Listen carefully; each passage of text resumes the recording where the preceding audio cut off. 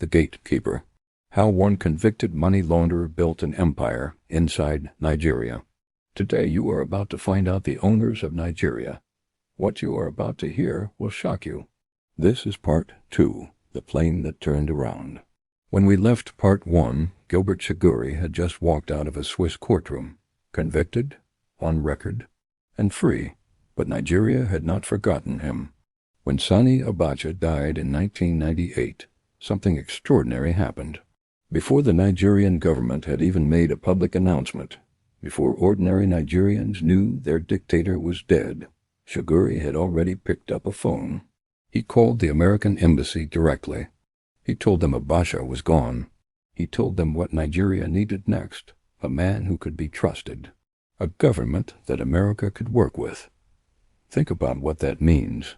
A Lebanese-Nigerian businessman convicted of laundering stolen Nigerian money was on the phone with the American government helping to decide what happened to Nigeria after its dictator died. That is not a businessman. That is a power broker. And when Olusegun Obasanjo eventually became president, Chagoury was already positioned, already comfortable, already protected by the immunity agreement he had signed in Switzerland, which shielded him from prosecution in Nigeria for the Abacha-era crimes. But Nuhu Ribadu was not the kind of man who accepted those terms quietly. Ribadu was appointed as the first chairman of the EFCC. His job was to clean Nigeria up, and he took that job seriously in a way that made very powerful people extremely uncomfortable. He pulled Chagoury's file. He studied the Switzerland agreement line by line. The immunity was real, but it was specific. It only covered the Abacha-era money laundering. Outside that window there were smaller offenses, enough to build a case, enough to get Chagoury into a Nigerian courtroom, and from there go after the bigger picture. Ribadu built his operation quietly.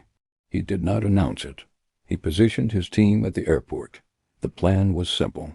The moment Chagoury's plane touched Nigerian soil, the arrest would happen. The plane came. It touched the runway, and then it lifted back into the air and disappeared. Someone had called ahead, someone with access, with connections deep enough inside the system to know what Ribadu was planning and get a message to Chagoury before his wheels fully stopped. Ribadu stood on the ground and watched the plane go. He went looking for who made that call. The trail led to a door he had been warned never to knock on. A name tied to Lagos, a name tied to money, a name that was already building something much larger than any public position suggested. Ribadu knocked anyway. Not long after that, Nuhu Ribadu left Nigeria. The message had been delivered clearly. You cannot fight corruption in Nigeria without walking through the door of Gilbert Chagoury.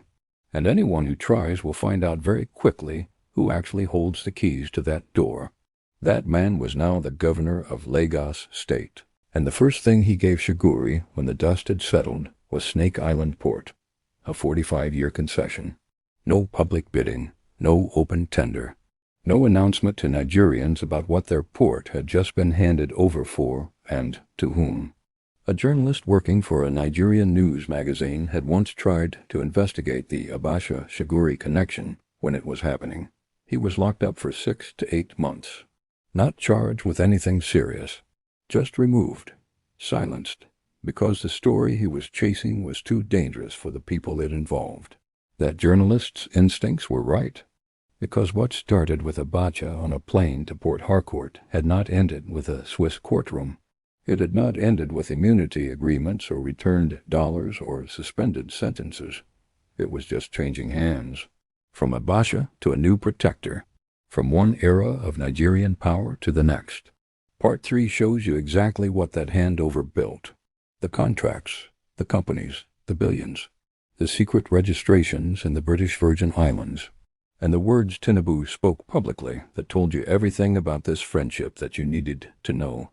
Subscribe now and turn on notifications so Part 3 reaches you the moment it drops. And tell me in the comments one question. If Ribadu had succeeded at that airport, how different would Nigeria look today? Drop your answer below.